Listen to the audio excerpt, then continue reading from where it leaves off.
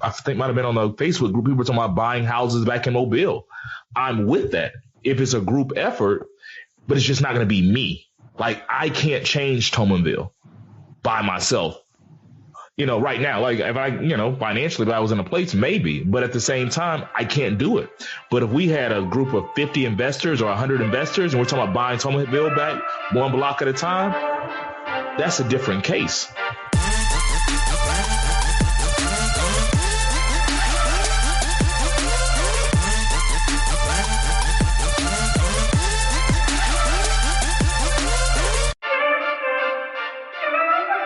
What up, what up, what up, what up? It is Three Brothers No Sense. I am Tavares Ferguson, your favorite host of your favorite new podcast, joined with your favorite co-hosts, Razi and Buff. Fellas, tell them what's going on with you.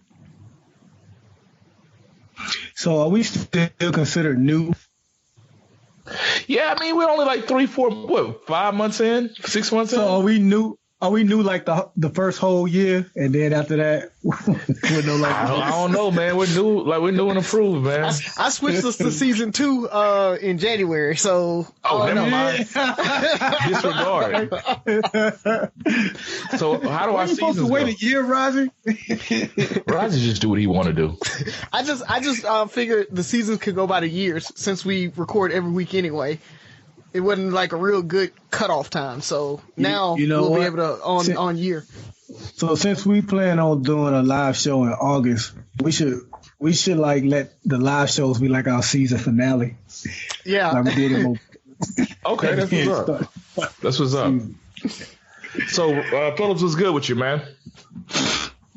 Man, I'm excited. Han is back. I don't know if any of y'all follow Fast and Furious, what is it? Fast and Furious 9 now, plus Hobbs and Shaw. You throw all of them together, but I'm excited, man. Han died in like the third one, and they just brought him back to life somehow. I don't know how, but yeah, it's pretty cool. Yeah, I think the last one I really saw and remember, it might have been Tokyo Drift. Damn, Ferg. Or the one where I think they were with the Rock. The one was that the one where running drugs through Mexico? That was part 4. Okay, that was it. I stopped after that. Oh, you missed like the best one. Like I think Fast 5 is the best one. They lost me once they did. I think it was 7. The franchise kind of lost me. Like, when they started getting way over the top. Like Dom, they destroyed the parking deck. Yeah. And like there's one part where he's like surrounded by whoever's after him, and his plan is just to drive off a cliff, like a cliff. And he survives it. I mean, he tells the girl, "Buckle up," like that's gonna help. And then how many different plots can you have about driving fast and furious? That's the thing. The plot on that one is so stupid because they're looking for God's eye to help them find Jason Statham's character. Yet Jason Statham is everywhere that they are. So they don't even need God's eye because he's chasing them, showing up. So what? It's just dumb. They lost. And you sound surprised. How many different storylines can you have about people driving a car fast just as and many, furious? Just as many as you can have Madea jumping around, waving her gun. That's how many you can have. He trying to start. So none. Started for So none. One last ride. I take that's from the movie. Well, he says it almost every movie. One last ride. Yeah. Well, I haven't seen it in probably 10 years, so I'm going to take your word for it. Ferg, are you a movie snob? I've been called picky on a few things, so maybe movies are it too. Okay. Razi, am I picky? Yeah. Okay. He's definitely a picky, but I just noticed, we know how you feel about Tyler Perry movies, and now Fast and Furious. You just seem like a movie snob. Yeah, it's one of those things. Sometimes movies are bad, and that's okay. You watch them, but because they're enjoyable, even though they're bad. Like you can get over it. Like I'm gonna eat this bad food. Like, this shit is disgusting, but I'm gonna eat it anyway just because it's there. And do it all the time. Yeah, exactly. chitlins. It's called chitlins. A lot of healthy food. It's called chitlins. It's called McDonald's. like, that's not food. McDonald's is not food. Exactly. But people eat it still. So it's one of those things, man. Sometimes a Tyler Perry movie is, or like a Fast and Furious, it's just a veg out type of movie. You're not looking for a Emmy or Grammy or whatever it is they get. You ain't looking for all that. I mean, you're just looking for a movie to pass the time that's got some explosions, some pretty cool cars. I don't need a plot. I think that's what it is. I just don't need a plot. That anywhere between 1 to 4 times. When you're on the 10th version of that. But they get new cars every time. It's a different. It's like you never know what they're going to be driving. Do they drive more fast? And more sometimes, furious? Yeah. Like this one, they put a rocket on a Pontiac Fiero. Why wouldn't they? Exactly. I mean, at this point, that's the only thing that's left. I think they're going to go into space at some point. I would assume. Yeah. My only, if their fans came for me when I said it's now a superhero movie. I mean, but that's what it is now. Like, Razi mentioned them stomping a parking lot. Like Vin Diesel stomped a crack in the parking lot. Like, I mean, they're superheroes now. It's long gone from the heist and race type movies. They might as well be the Avengers and be up under the Marvel umbrella. But you asked what we're excited about. We got the Super Bowl coming up tomorrow. I won't be watching.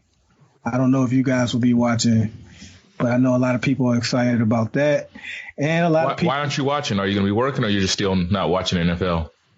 I'll be working. I mean, plus I'm no longer boycotting NFL, but the time that I did boycott it, I didn't miss it. So now I'm not pressed to watch any games, even though I don't have my so-called boycott on anymore. It can be on, and I'll watch something that me and Tabitha got on DVR, like Bahama Life or House Hunters or something. You know, we watch that kind of stuff. So you watch House Hunters? I'm so past House Hunters, man. I hate House Hunters at this point. I only watch the ones that are in cities that I like. Like, I like visiting in Atlanta or Miami. So if it's an episode in one of those cities, I'll watch that episode. I feel like I can relate. But if it's in like Walla Walla, Washington or Wisconsin or somewhere, nah.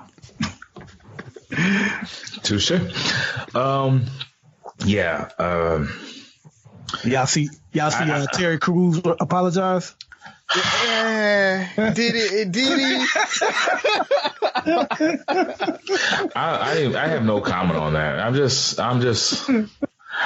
over us putting our foot in. I'm like, sometimes we just don't need to talk. Yeah. You know, just we don't have to express our opinion about everything. Yeah, I mean, I get where Terry Cruz was coming from when he was like, that wasn't my experience. Like, it's he was answering a specific question. Or responding to that. I don't think he was like trying to undercut her experience. He was like, that wasn't my experience. And then people started coming at him. The problem came in, he came back, like he got angry and started coming back at folks instead of saying, my bad, I didn't mean to undercut her. Hold on, for our listeners that don't know what's going on, maybe we should highlight it. Good point. We just assume they know what's going on. Oh yeah, Go ahead. yeah. Do that. So what happened was Gabrielle Union was forced out of America's Got Talent, I think. Yes. And so she kind of, the reason why she was forced out was because she was kind of a whistleblower for sexist things that were being said. I think Jay Leno made a sexist comment. She called him out on it. And then she was saying that, there was some sexist things happening behind the scenes as well. So they forced her out. And Terry Cruz, you gotta remember the black hand, the Beyonce performance or something like that. Oh, okay. Yeah, I don't know the deets, but so that generally is I think what happened. And then so they talked to Terry Cruz about it, and Terry Cruz was like, "That wasn't my experience." Why everybody's all mad is because at one point Terry Cruz came out about something and Gabrielle Union supported him and was like, yes, I think it was the Me Too movement when he came out saying that he got Me Too'd as well. And she was like, yes, that happens. And then she came out with her story of being sexually assaulted. So, like, they're like, oh, well, she supported him when he was coming out and talking about things that was happening to him. But when she was coming out and talking about things that was happening to her, he wasn't, supporting her. But I don't think it was that he wasn't supporting her. He was talking his truth in that situation. Well, so I slightly disagree when you said at first he didn't really do anything wrong. He needed to follow up that if you're going to say that's not my experience, you need to follow that up with, but, it's good that she stood up for those people. And if that's the type of thing that was happening, there's no place for it. And I'm glad she spoke up on it like that. And then I think what made it worse for him is he doubled down and said, the only black women that I have to protect are like my wife and my daughters. And it's like, dude, when you came out about your situation, it was black women that were riding for you the most because the men were clowning you. Like, how can you be that big and strong and let some little white dude fondle you not once, but twice in front of your wife in public at a party?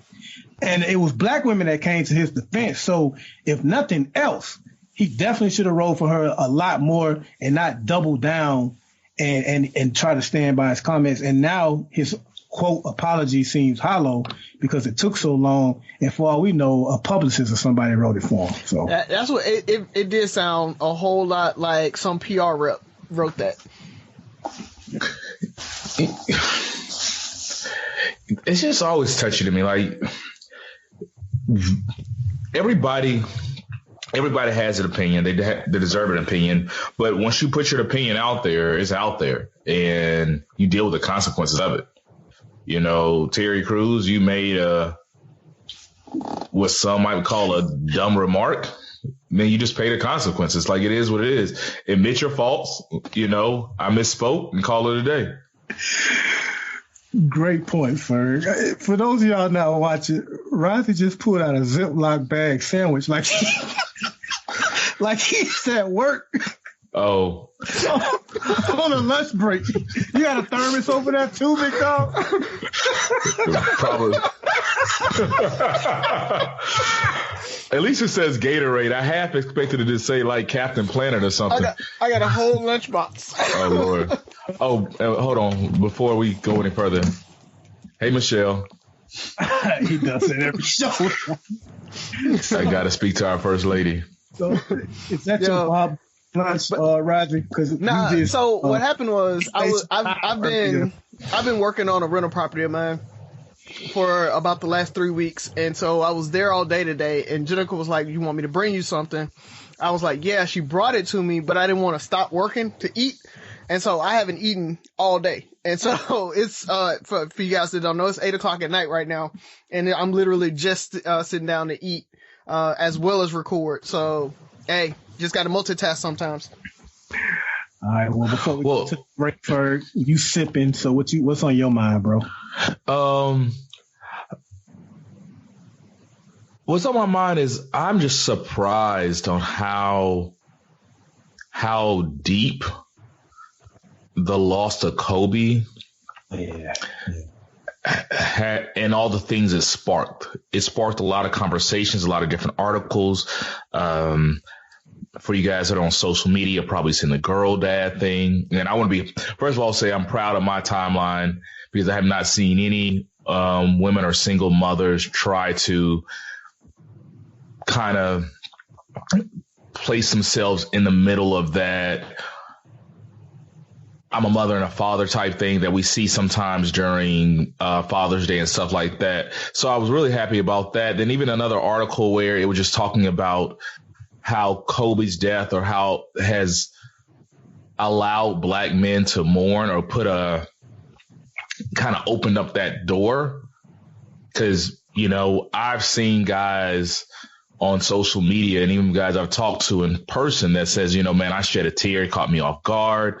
I've even had a friend who mentioned who recently lost his mother within the year and was going through some things. And actually, I think Kobe's death and just dealing with mourning as a whole kind of taught him it's okay to mourn. And he actually said that he took the first step in seeking counseling.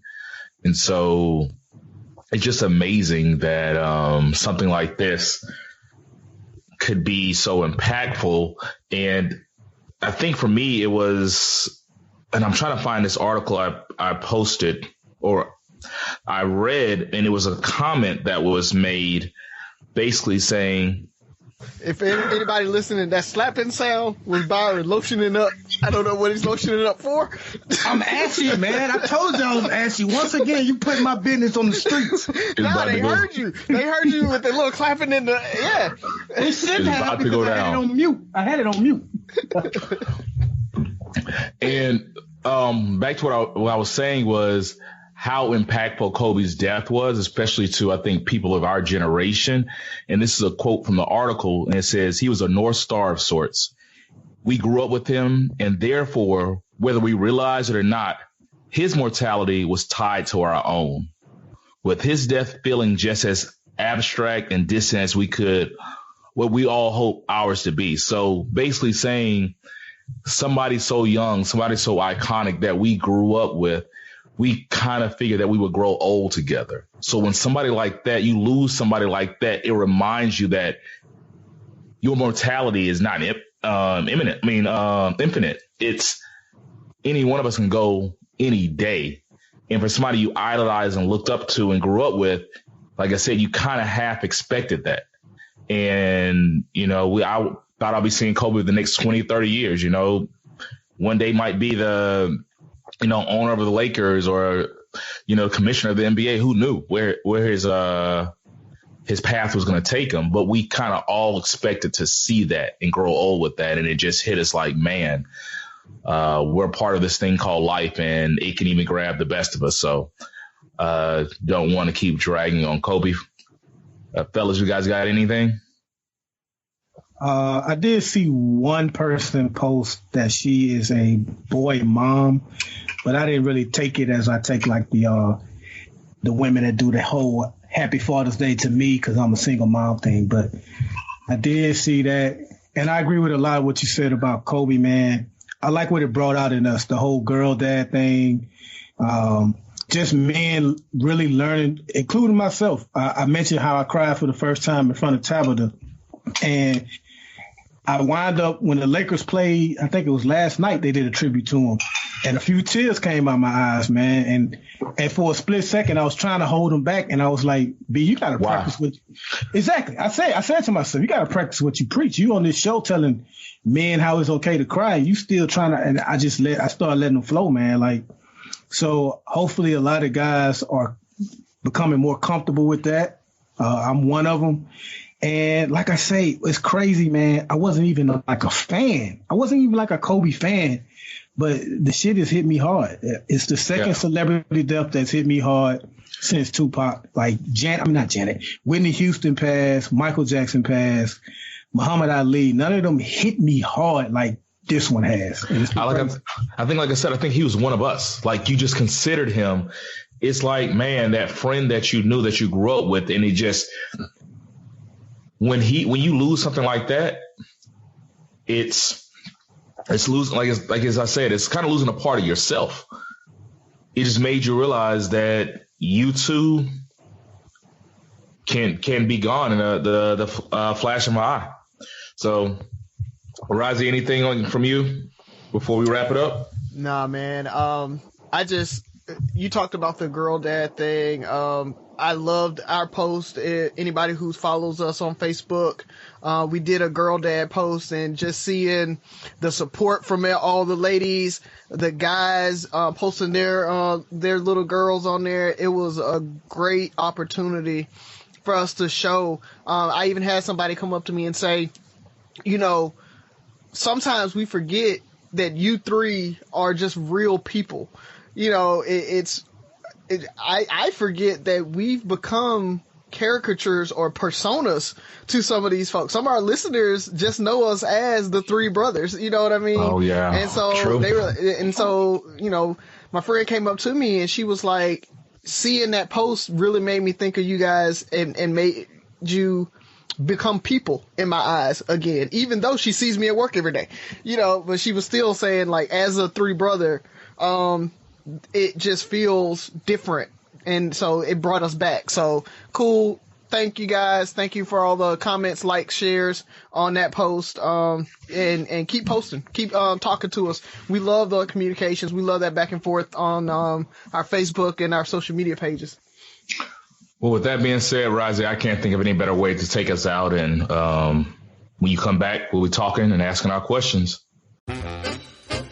Love, exciting and new. Hello, Hannah Waddingham here. Have you seen the fabulous new Sun Princess? World-class entertainment, exceptional dining, and the greatest pizza ever. It's Don't miss our Come Aboard sale with up to 40% off and free room upgrades. Visit princess.com or call your travel advisor to book. Princess Cruises. Terms and restrictions apply. Offer ends 2/28/25. Ships of Bermudan and British Registry. All right, people, we are back. Three Brothers, No Sense. What we failed to mention today is February 1st, so the beginning of Black History Month, Black Love Month. So I'm going to kick off my question, and I hope it goes. This is kind of a toss-up. I don't know where it's going to go. I kind of have my idea. So, fellas, name your top 2 or 3, and this is not the end of it. 2 or 3 best Black romantic movies, or like Black couples in movies that you can think of, especially probably, let's say, in the 90s or early 2000s. I'm gonna say Marcus from Boomerang, okay, and old girl, I can't remember her name, when she was like, "Love should have brought your ass home last night." Angela, yeah. Yeah, okay, yeah. So I liked that one, and then I'm gonna just go with Martin and Gina, man. Like, I know it's not a movie. I want movies. I'm sticking with movies. Stick with movies. Okay. For a second. That was a good one, though. But think about all the Black love stories and stuff. Think about, y'all need me to throw some out for you? Please. So you got Love Jones, like you said, Boomerang. You got Higher Learning. You got Mo Better Blues. Love and Basketball. Yeah. Brown Sugar, Thin Line, Best Man, Jason's Lyrics, Poetic Justice.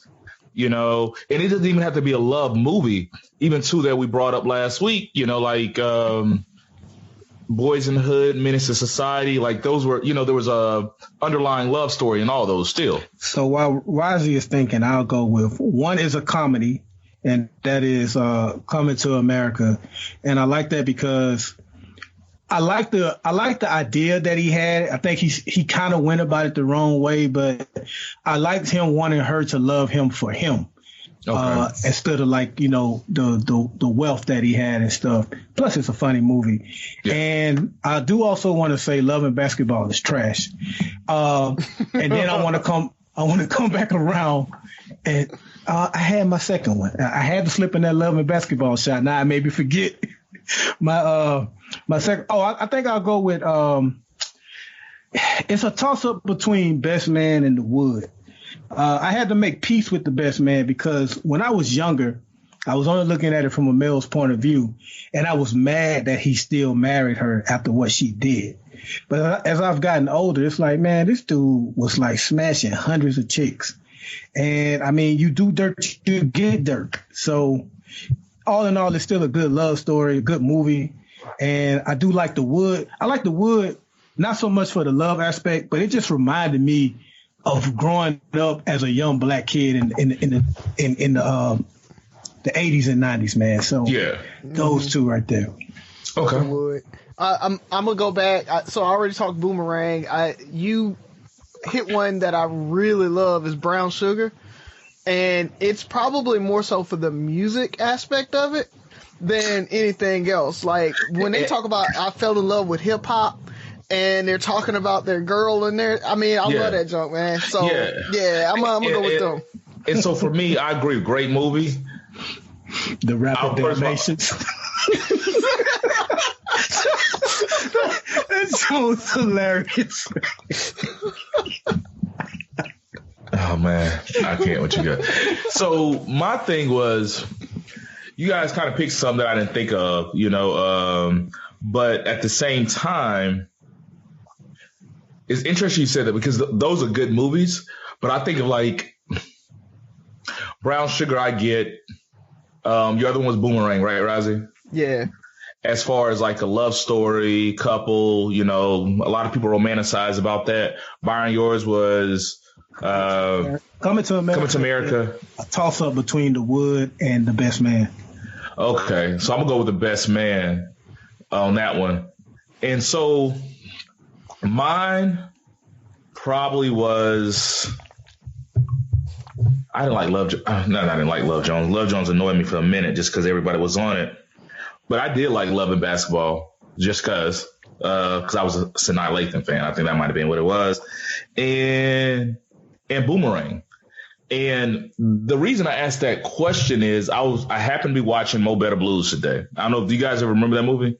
Yes. So Mo Better Blues, Denzel did a dope job in that movie. Had Wesley Snipes. Really good movie. And I always just thought it was like a cool love story, kind of hip, realistic, whatever the case may be. But then I watched it as an adult and I saw the end of the movie and this dude had pretty much hit rock bottom. And the whole movie, this dude was like a pimp. He had the little light skinned chick, Clark, and then he had Indigo, who's Spike Lee's sister. And he was messing him over the whole movie. Clark goes and messes with Wesley Snipes. He treats her right. They seem to be happy. And then he finally goes back to Indigo when he did hit rock bottom. And she was trying to move on with her life and be a better person. And like, you screwed me over. I haven't heard from you in a year, whatever the case may be. But he forced his way back into her life. And I guess it was the begging aspect, the fact that black man begged for the person that he really loved and had this epiphany that he wanted to be with her. And I don't know if that was just really love or out of need, but what it made me think about, because one of the main lines he said was, I need you to fix my life. Like and Ayala? So many, say again? Like Ayala? Yeah, like Ayala. Ayala.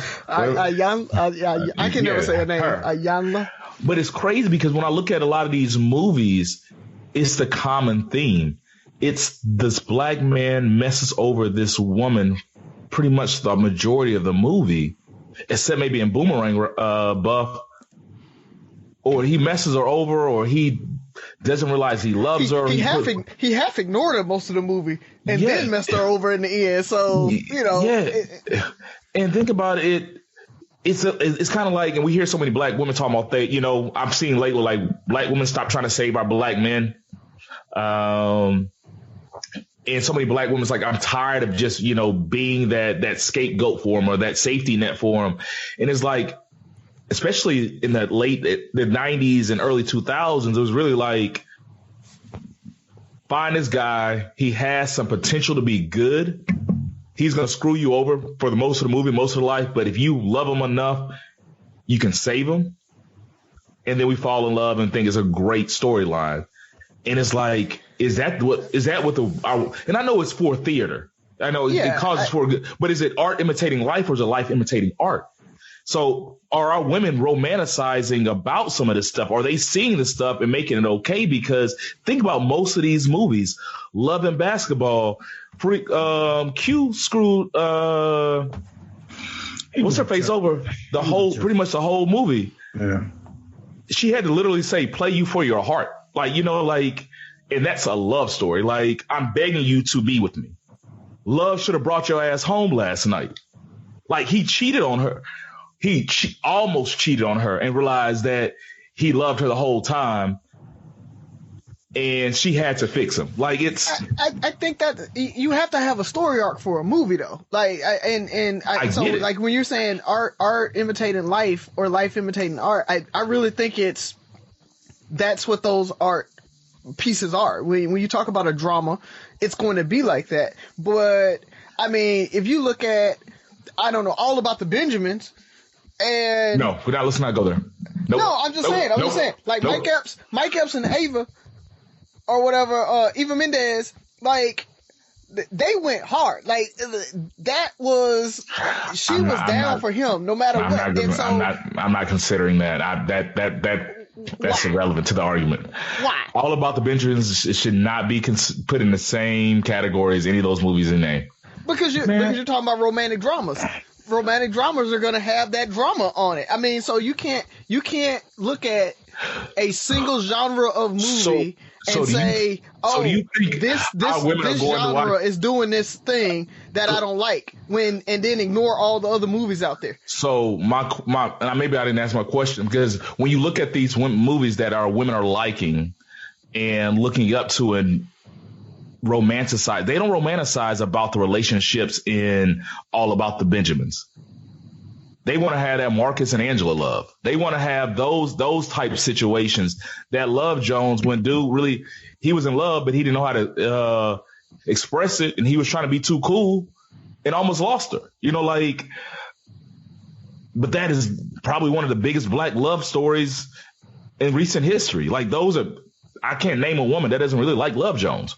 It's those type movies that our women are looking to, or, going to see with their girlfriends or whatever the case may be, date night type movies that are supposed to really be romantic. But is that really like, he's going to screw you over, love him enough, and then eventually you'll win his heart and you'll live happily ever after. All About the Benjamins, I'm not even going to talk about it as a movie. I just wouldn't put it in that same category as what women are looking to, because higher learning, like think all these little romantic relationships that have the love scenes and all that stuff. All these movies have a love scene or something like that. That special kiss, that special moment. It's that magic in the movie that they look up to. And it's still pretty much guy screws woman over, woman sticks by him, and eventually she wins his heart. Like I said, I mean, the thing is, even white dramas have that same thing. Any romantic drama is going to have that. Like that is that genre of film. I don't know a lot of white movies. Name a romantic drama that not a romantic comedy, but a drama that didn't have that kind of story arc. Well, most of them were like, you got to think, most of these exactly. But most of these guys aren't cheating. Like, they're like dogging these women out. It's not like they just don't get along. It's like they're dogging them out. Well, for the best man, his transgressions were like in the past, like before the movie starts. Like, he's very devoted to her by the time we pick up in the present time. With Boomerang in The Best Man, she say this. She say like she's the one that got me on track when I thought I was going to lose and all that stuff. You know what I'm saying? Like, she gave him direction. Like, once again, it was her bringing him to the light. Okay, but I guess I mean, like, that's not really the movie. It's like that is in the past. And even with Boomerang, I don't want to excuse his behavior. He did mess up. But when you look at the totality of it, he was really in love with Robin Givens' character. And then him and Angela hooked up very soon after that. So he shouldn't have gotten with Angela until he was completely over. I can't think of her name, Robin Givens' character. So it's bad what he did, because he did go cheat, but it's not like he was just wilding out. He thought he still had feelings for somebody. So just bad timing, bad decision. But I don't know if that's like dogging out, kind of like what happens in some of the other movies you're talking about. How to be a player. In that movie, she nursed him back to health. This dude was depressed. Like, it's guy tries to turn a corner, and at the end of the day, the woman still gets hurt. Like, and they're all not. It's not the exact same storyline. They change it up, but it's like bad guy. She took on that challenge. He didn't even pursue her. Like, she started kissing on him during Star Trek. She knew he was damaged and broken, and was still hurt over Robin Givens. So she kind of she took advantage of him. I'm with it. Yeah, the women gonna love that part. Yeah. I mean, that's, but like, it was just weird because, and the reason I brought it up, because I'm watching this movie and for the longest, I just never really paid attention. I'm like, and I know it makes for a better story arc, but I'm like, God dang, it's like all these movies, a lot of them, these dudes were dogging these women out. Not the one I of some sort. Coming to America. Coming to America might be one of the few ones, but especially in the the 90s and early 2000s, you're seeing more women's liberation movies, type of things like that. But back in the day, and I'm like, Mo Better Blues was a love story. It was and people looked up to it. And he's like, oh, that's messed up. The scene where he called one chick the other name, another chick the other name, and they're like, it just keeps going back and forth. They're like, look at me. And he's like, this dude just got caught up. But you end up feeling sorry for him when he breaks. And when he finally goes after her and she wins her man. So you asked, do women romanticize? I think for Hollywood, and first off, no, I don't think black women romanticize about being dogged out. But I think for Hollywood, they want to paint black women as a symbol of strength and being these strong beings. And I think the only way they know how to do it is to show them going through a man that's maybe dogging them out. They stick with him, or like you say with Best Man, they help him find God, religion, and save his life, so to speak. And that's the only way Hollywood really knows how to paint black women as far as them being symbols of strength. So they're definitely not romanticizing about it. They complain about it all the time. And that's my thing. I'm not trying to say they romanticize about being dogged out. I mean, they romanticize about these relationships in the end result. Like they are these great relationships. But the thing about it is like to get there. So I feel like they're a lot of times because this is what they see, or just I remember in this movie they did this and this, and I'm not saying they're thinking they're like, well, I remember in Mo Better Blues he cheated on her and did all this stuff, so that should happen to me. That's how I'm gonna win my man over. But subconsciously, it's like it's okay. It's like that's the norm. It happened in some of these movies. My favorite movie this happened, and my favorite love story. She fought for her man, and it all worked out in the end. And what is it? Why do they always have to be so strong? Why does that, like you said, Hollywood portrays them a certain way? Why do they always have to get hurt before happiness? See, I know I keep going back to it. They aren't. Like you're cherry picking these movies when there's other movies out there that they don't go through this stuff. But do women look through those? Name another movie. I don't think women look to these movies. Like you're saying it, but I don't think women look to these movies as relationship goals. I think they're looking at it like it's an interesting story arc. Okay. It's a good story, and in the end it has a happy ending. They get together. Cool. And so, like Byron said, women complain about the guy dogging them. They complain about that. They see that and know that that's not normal and that's not what they want. I mean, the women did in the movie too. Like, I'm not saying they. So what I'm saying is, I'm not trying to say that they're weak minded and they can't think for themselves by any means. What I'm just saying is, it's the movies that you're saying I'm cherry picking are movies that I've heard women say they like. They'll go sit there and curl up and watch these type movies. I think they like them because it's a good movie to them. Exactly. It's a good movie. Like, I like them too. I will go and watch Love and Basketball, Brown Sugar if it's on. One of my favorite movies in the world is, not to do it with this, but Devil Wears Prada is one of my favorite movies. If it's on, I will watch it. So, like, certain movies, if it's on, I like it, I'm going to watch it. And I think that's what they look at it because of that, not because of the story arc of the guy cheating. Yeah, but they all got dogged out. Like I said, Mo Better Blues, I'm sitting at the end, I'm like, fix my life. Like, kick him out. Like, this dude, if you watch that movie today, that was almost like domestic abuse. The way he was grabbing her and wouldn't walk out the house, and the Blues does not age well. A lot of these, and I think that's what it is. Like a lot of these movies don't age well. When you look at it in 2020, it's like, what were we telling our women? Like when you look at these movies at the time, it was romantic or whatever the case may be. When you look back at it, it's like, man, that was messed up. Like these guys were really out here doing their thing. And once again, is that art imitating life, life imitating art? But maybe I'm on an island by myself. I'll stand on that island. I'm cool with it. No, so, we'll throw it out there. We'll let the listeners give us some opinions. It is what it is. That's one of those questions we should have had a woman as a guest on for you to ask and see what they say. But hopefully they'll give us some feedback on this, and because we'll see. Who's up next? So I can't remember who went first out of me and Razi last time. I think I went first. So you take it, Razi. All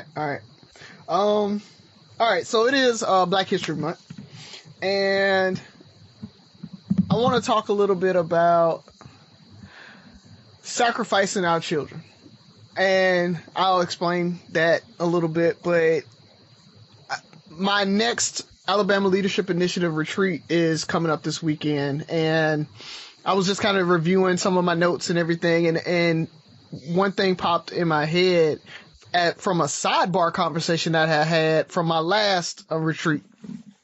So just talking to she's a teacher, or actually she was a teacher, and now she has a nonprofit that does she helps students that have learning disabilities and things like that get the need I guess resources, support they need, resources they need, but she's not a resource officer or a resource person, but her nonprofit helps to I guess bolster those resource officers, and so she was talking to me a little bit about, I moved out to Hoover, and the reason why I moved to Hoover was because of the school system.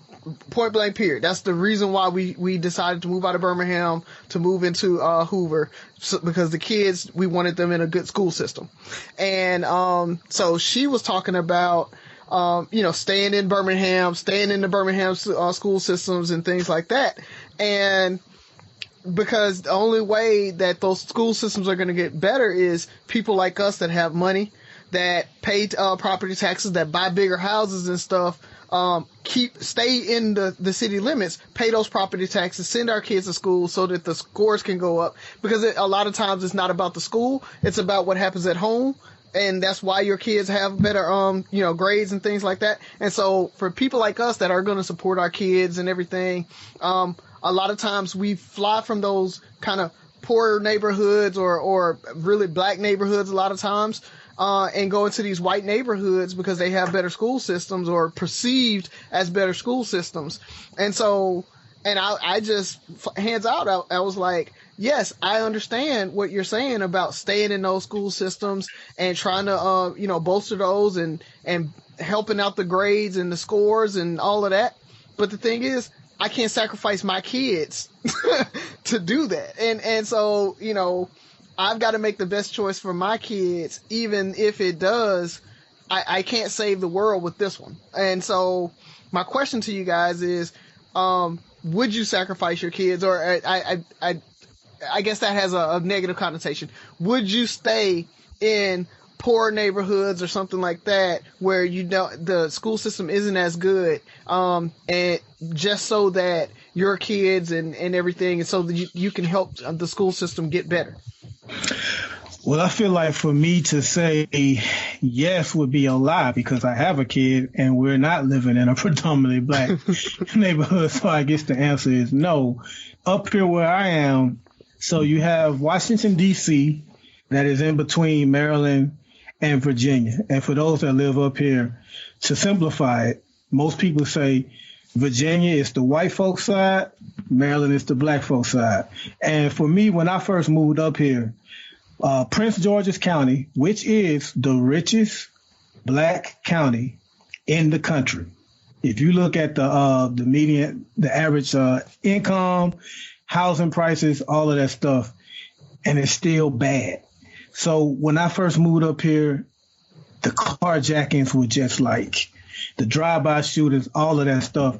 So for me, this was before I even had kids. I chose Virginia because A, it's what I was familiar with. It's where my family already lived when I first moved up here. And B, I have to think about Tabitha. So I probably wouldn't have mind if it was just me living in Maryland, but I can't have her trying to load groceries in her car and get knocked upside the head. And for the people that are saying, well, it's crime everywhere. Yeah, it is. But this is also a numbers game. So if day to day, one county is getting 5 or 6 carjackings a day and the other one is getting maybe 5 or 6 a year, I'm going to kind of go to the one that got 5 or 6 a year. Okay. So, you miss me with that crime is everywhere thing. So it's not so much that I just ran to this side because it has better schools. I think more or less for me, it was just a safety and crime thing. If PG County was like, in my opinion, a lot safer when I first moved up here, then yeah, because I actually had this conversation with Jasmine on our way to Dunkin' Donuts.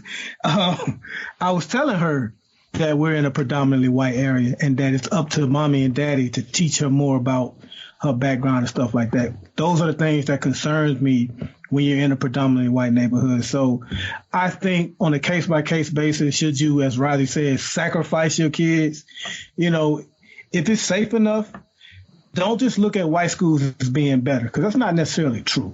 I mean, that's what we're always told. So just look at what's important to you.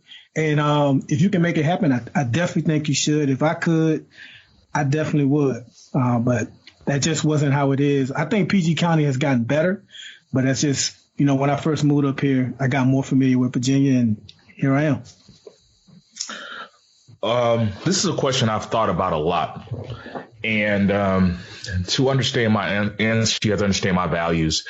So my number one value is my family. That's the thing I put above everything else. And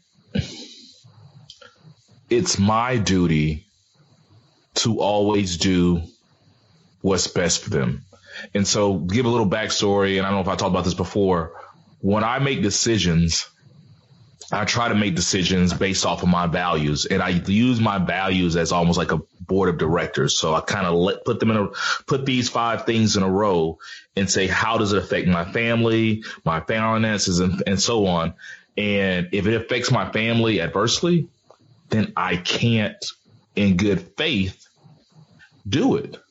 The crazy thing is community is also one of my values, but my family comes before that.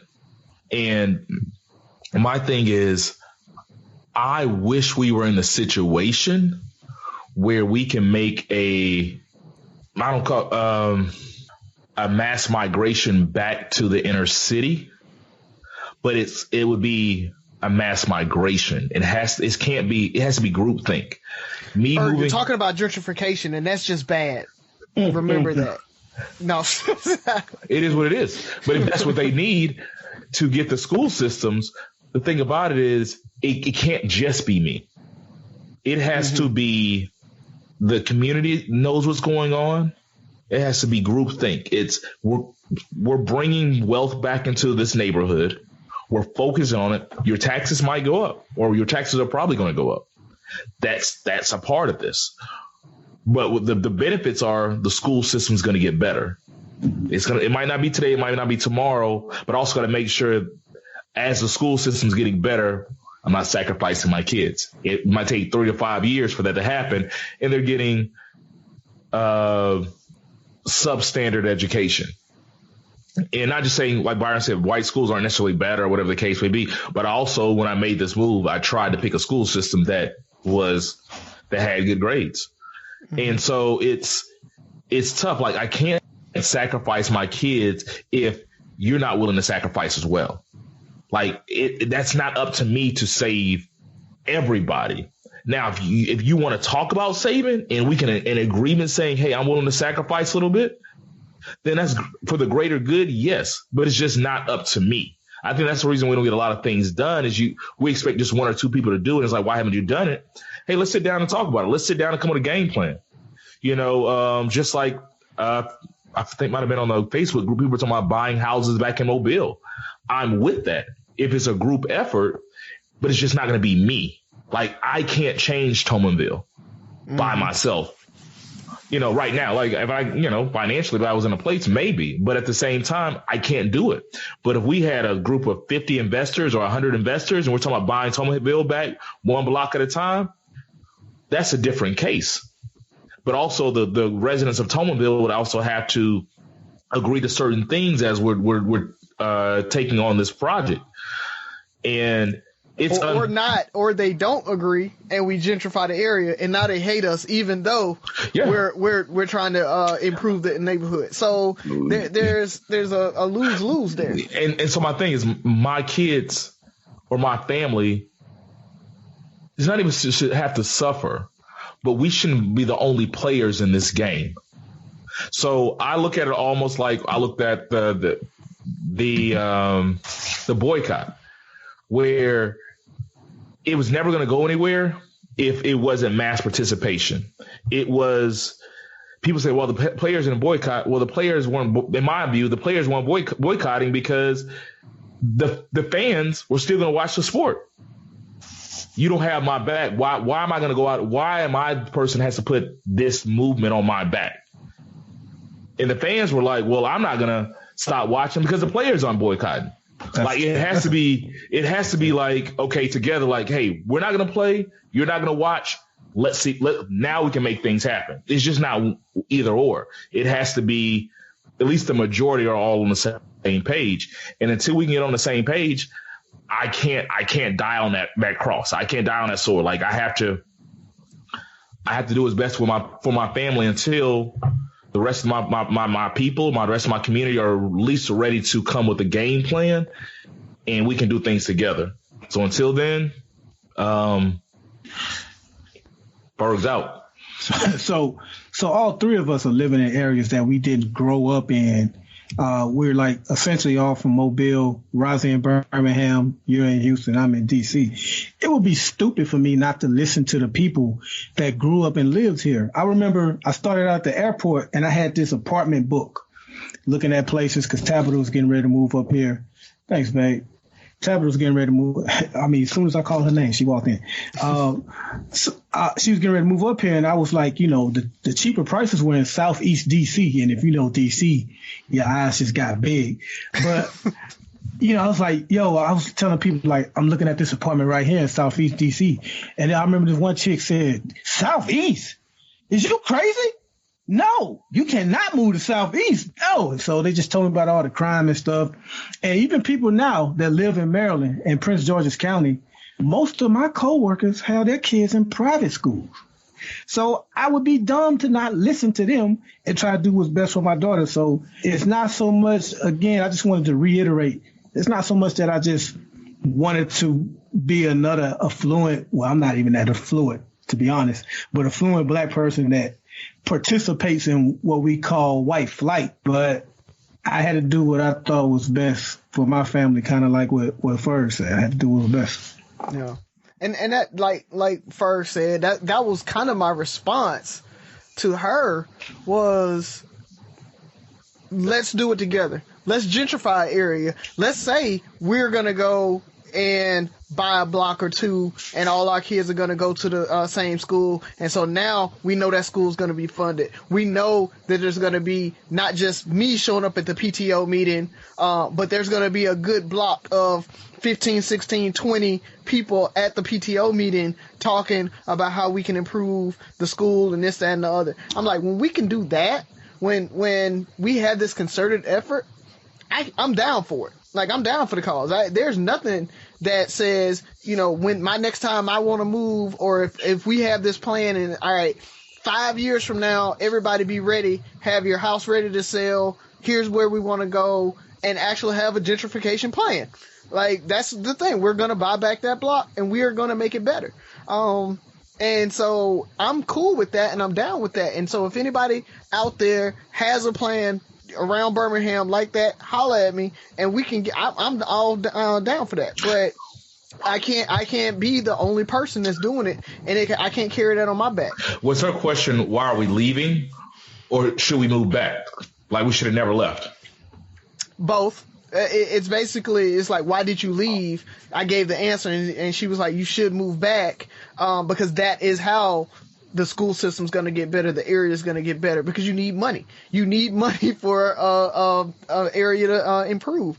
So businesses don't come to an area without having, some form of like extra income. If there's no disposable income in the area, you're not going to get businesses. You're going to get the thing, you're going to get necessities. So that's the only thing that's going to come into those areas is people that sell just bare minimum necessities because they know people are going to buy those things. But you're not going to get the nice froyo spot in a poor area because they know that these people are trying to live check to check. They don't have money to go to froyo spots every couple days or every week. So you need disposable income for those extra things to come.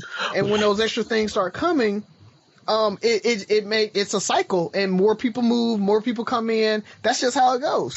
Well, that froyo is not what's keeping me out the hood. So, but I get what you're saying.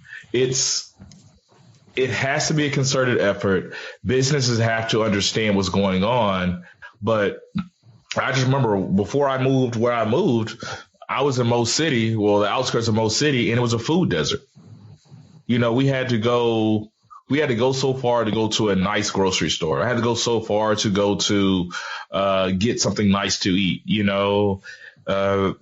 and the school systems were subpar. It was regular crime, like it was,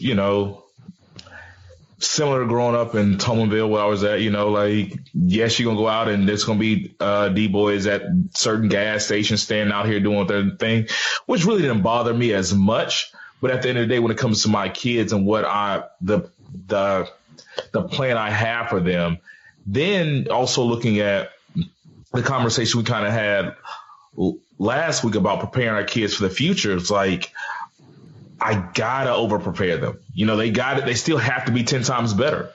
Mm-hmm. Is this going to prepare them to be 10 times better? Now, if it was an even playing field, then yes.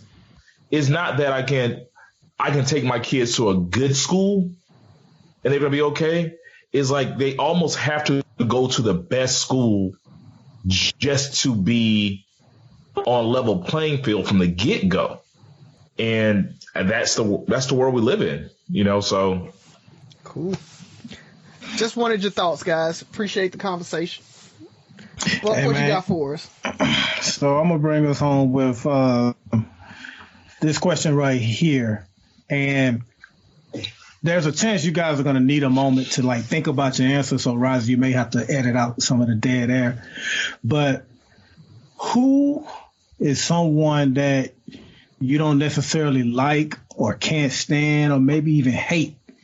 You hate that person. You don't like that person. You can't stand that person. But you respect what they've done. You respect their work or whatever they've done. You don't agree with them, but from afar you could say, yo, if my thoughts align with theirs or if theirs align with mine, that would be a great ally to have. But I can't rock with them, but I do respect, the influence that they have. Razi, you can't say Dr. Umar either. I don't respect that work either. Oh. Not just the thoughts, I don't respect the work. I think a lot of this stuff is made up like that school. All right. Oh, let me stop. Jab.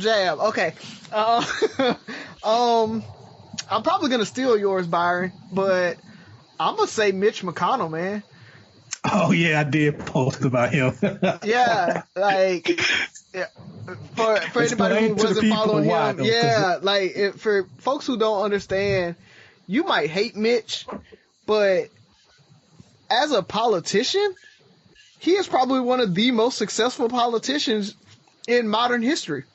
When you think about, he delayed a Supreme Court justice for almost a year. like, and wouldn't confirm them, betting on the Republicans were going to win the election, because the thing was, that wasn't even a given that they were going to win. I mean, Hillary Clinton was kind of like, she should have won. It was hers to lose. And so he made that bet, delayed for a whole year. Republicans won.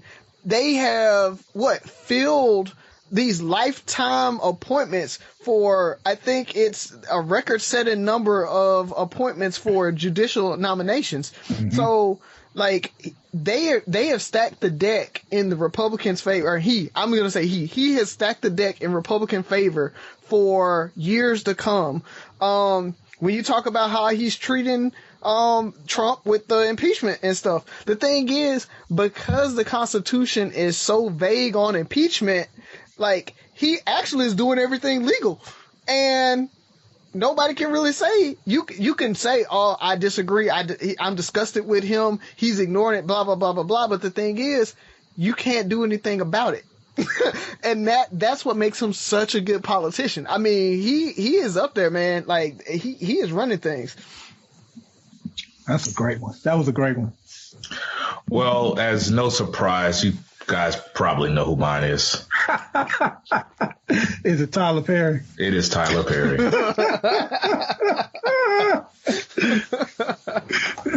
that what made you ask this question?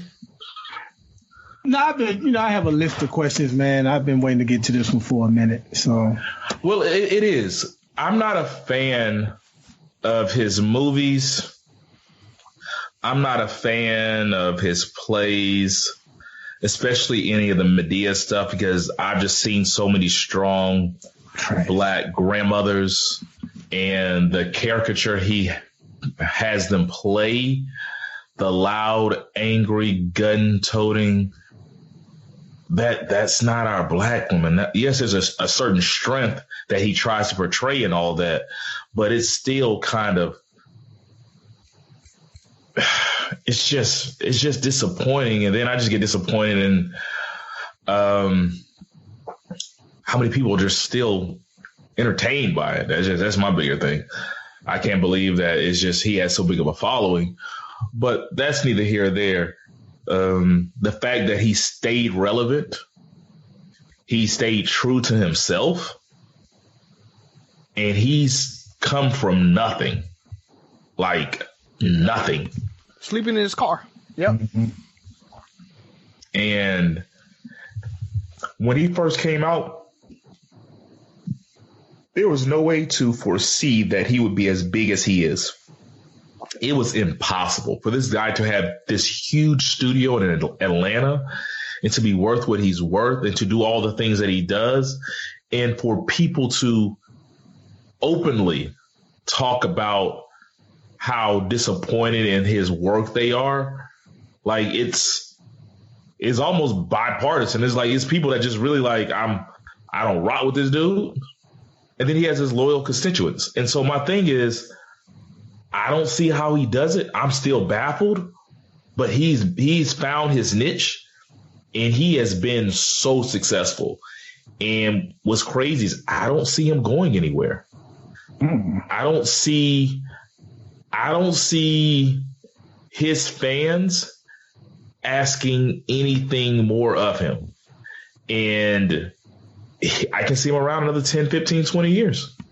Well, he has a great formula, because I don't think he spends an entirely great amount of money on his movies. And he used a lot of, this is going to sound like a diss, but he uses a lot of actors that are like maybe past their prime. So they're not demanding a $20 million film check. And so he doesn't need to do like box office numbers, like $100 million. Like, he just, like you say, he has that core following. And so as long as he has that core following and his movies do like maybe $30 or $40 million, and he only spent $2 to make it, he bank it. But what's crazy is, and then he turns them out. I think he turns about 1.5 movies out every year. And he's not paying any writers. No, he writes everything. No writers. Himself. His overhead is crazy. And like you said, his formula is crazy. Not only the amount of movies he picks and his locations and all stuff, he has a new studio, so he's not paying for that. But his formula with the actors and actresses he chooses, if you notice, even like you said, they're past their prime, most of his actors and actresses kind of have a special place in your heart. Yes. Like you relate to them. You remember them in their prime. So you want to see them do well once again. You want to see that one last hurrah. Or he'll get the ones that's like not quite to their prime yet. So like Idris Elba, I know Razi mentioned, I think Daddy's Girl on either a post or something. I think he got him like not long after The Wire. So people were like, hey, I know him from The Wire. And then boom, we all love Janet Jackson. Put her in Why Did I Get Married? She's not a $20 million movie type woman. So, and even I think he had Jill Scott in there too. So he uses like big name people that they don't necessarily demand a huge. Because they're not like real thespians, or they're up and coming a lot of times. But then he had didn't he have Felicia Rashad in the movie? Yeah, he had in Fall from Grace. Mm-hmm. Oh, she was in another movie? I thought she was in like for Curl Girls or something like that. I might have made that up. Yeah, she's in a lot of them though. But Felicia Rashad does like TV. I mean, but the thing about it is, she'll always be Claire Huxtable. There's a special place like. Oh man, he got Claire Huxtable in the movie. I think for him though, he used Rudy too. I think. Rudy. He used her a lot. But I think for him, he's starting to get a lot of flack now because he's overused that formula, and people are looking at now that you do have the funds to do a blockbuster or a better quality show. People are starting to expect better quality movies out of him. And so that's the issue that people are having. Like when he was Tyler Perry just starting out, you were happy that he got that's up and coming actor or the one that's past their prime or whatever. But now with the money and the assets that he has, they're like, hold on now. You need to be up in your game. You need to be a major player now. Stop doing the nickel and dime movies. Yeah, but is it going to stop them from watching? I hear you, but I think Fall from Grace might have been that's the turning point. I think that's just because I keep hearing about these wigs. If the wigs weren't so bad, people might have let them make it. You know what I'm saying? It's just like it's not just the wigs. It's a lot of little mistakes. Like I posted a video of the guy in the background like drinking air and not even eating, but pretending he's eating, and like you can see it plain as day. I think Razio mentioned something about a bandage being around his head at one point, and then the next shot it was like a whole head wrap or something like that. So he's making a lot more mistakes. So if he continues to do that, I think we can look at Fall from Grace as being like the turning point where people started saying, okay, Tyler, you need to tighten up. So. I'm always rooting for everybody black, so I can't root against him, but I would like him to step his game up and for his fans to demand more from him to make him better, because he is, I guess, get some writers. That, and I feel like he's so high profile that he sets to a certain extent sets the mark for a lot of other black writers and producers and everything, and it's kind of like, this is one of your A-list guys. This is all you got. So I asked this question, man, because I actually have 3, and I'll probably just spend time elaborating on one. But it's just like I said, it's a question I thought about for a while. But so I remember when the Tea Party first hit. Like as soon as Obama got elected, the Tea Party came about, and I couldn't stand them, but I did admire the power that they had. And I just wish, we as black people had that type of party to where we can push. Like they was getting candidates to get elected. Like they knocked off the assistant majority leader of the House in Eric Cantor in a Virginia district. And like this dude, Eric Cantor had like millions of dollars, this high profile politician, and he got knocked off because the Tea Party felt like he wasn't conservative enough. And they had people running scared, like seasoned politicians. And I just thought that was cool. I wish we can do that because, a lot of politicians get in these offices and they get kind of stale and they no longer do what they originally went there for. So I definitely admire them. Also, maybe I'll say him for last. The other one is, Ferg, you took it, Tyler Perry.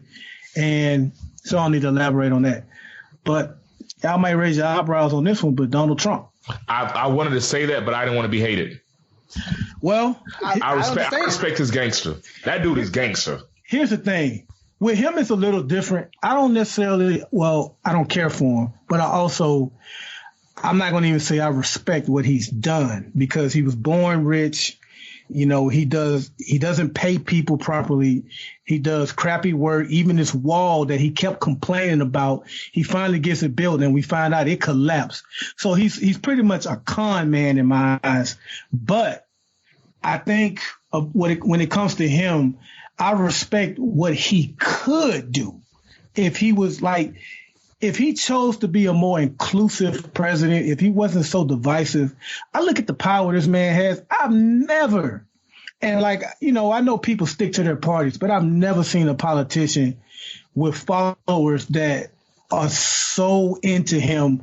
Like the truest thing he said was, I can shoot somebody in the middle of Times Square and I wouldn't lose any of my support. And it's true. They stick with him. I love how he's outside of politics. He didn't grow up in it. He's different. He speaks plain. And if he were to use that for good, if he would use that to actually help minorities to change a lot of this bad practices in government and stuff like that, he could go down as the single greatest president if he chose to use his power for good. But he chooses to be divisive. He chooses to flirt with racism and all this other stuff to where I can't rock with him. I can't even respect what he's done.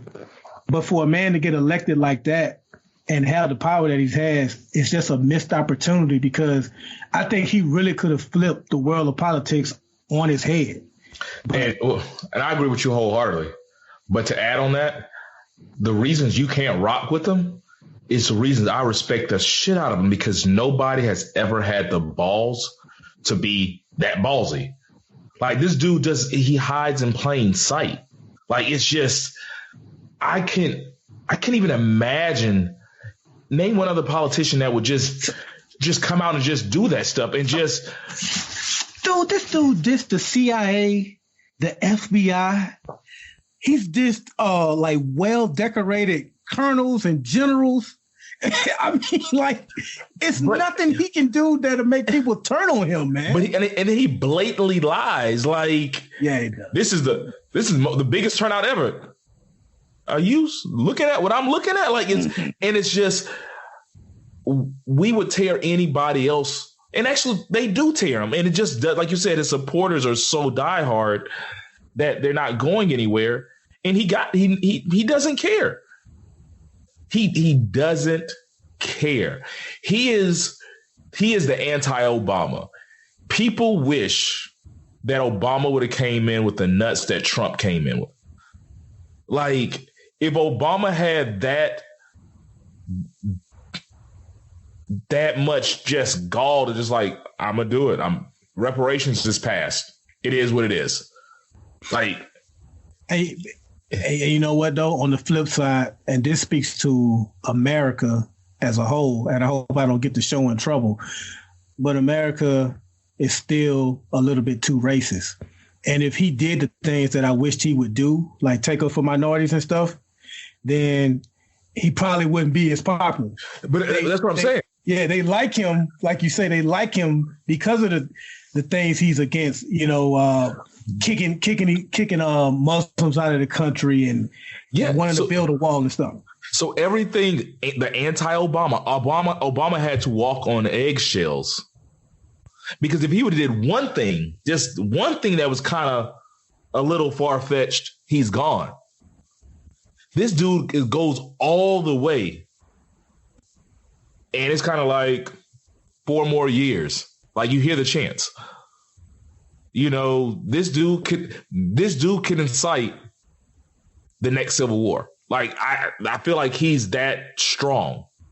he's kind of threatened to do it. I mean, he kind of vaguely mentioned that if but he the was fact that he has the fact that he has done that is the reason I respect the hell out of him. Like, oh yeah, do what you play with me if you want. Like that's crazy. And this is his first term, dude. Second term Trump. Obama grabbed his nuts a little bit. Second term Trump, dude, crazy. All righty. Well, I think we've said enough about those guys. What is that? Yeah, bro. I was thinking about it the whole time. I'm like, I don't know. But you definitely have to respect the potential he has and his gangster.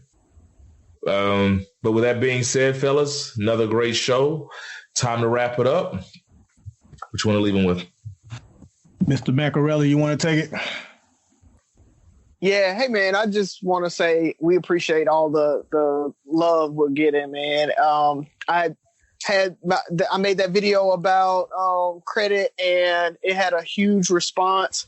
I know folks have asked me about maybe talking about mortgages and those types of things. So maybe I'll throw another video out there to talk about mortgages this week and get that out to you guys. But appreciate all the love, appreciate all the responses. Just keep throwing them at us, man. Keep asking us questions. Shoot them to us. Message us. Don't forget to message us.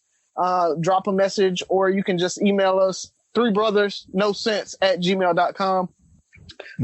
Email us. Shoot us an email. DM us on Facebook, Instagram, anything like that. We want to hear from you guys, and we want to talk about what you want to hear about. I say this every week, man, but I'm having a lot of fun with you guys, especially on our Facebook page. It's a great feeling to know that you guys are enjoying it like we are. I even saw one girl who like shared our post, and like one of her friends checked it out. She was like, and now I'm following them, because we just have a lot of fun on there. We talk about serious issues, talk about fun topics. And also I want to give a shout out to one of my book club members. I'm in a book club. First off, I apologize for missing today's meeting, but I had to take a day and spend with my family. I've been pretty much gone every day for 2 weeks straight with this impeachment trial, getting home, not seeing my daughter because she's already asleep. So I had to take this day and just, I'll be with you guys next meeting. But one of the members, he told me he related to the story I told when I first cried in front of Tabitha about my mom and stuff. He kind of went through a very similar thing with his mom. And he told me, he's like, man, when you was telling that story, it's like I was right there with you because the same thing happened to me. So we appreciate little stuff like that. Razio's question was based on, someone talking to him about some of the things we talk about. So we just really appreciate it. We do it for you guys. We have a lot of fun. So just keep giving us feedback, participating. We love each and every one of you all. So just thanks, subscribe, continue to tell people about the show.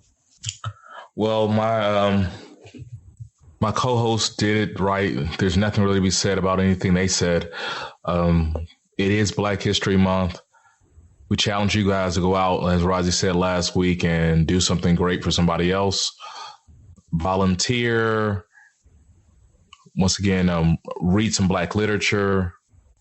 But spend time with your family and loved ones. I think this last week really made everybody realize that life isn't guaranteed.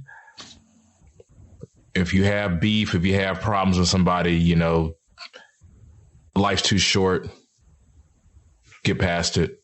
So with that being said, this is Three Brothers No Sense. 6 Rules of Podcast. Listen, like, share, subscribe, comment, and most importantly, listen again. See you next week.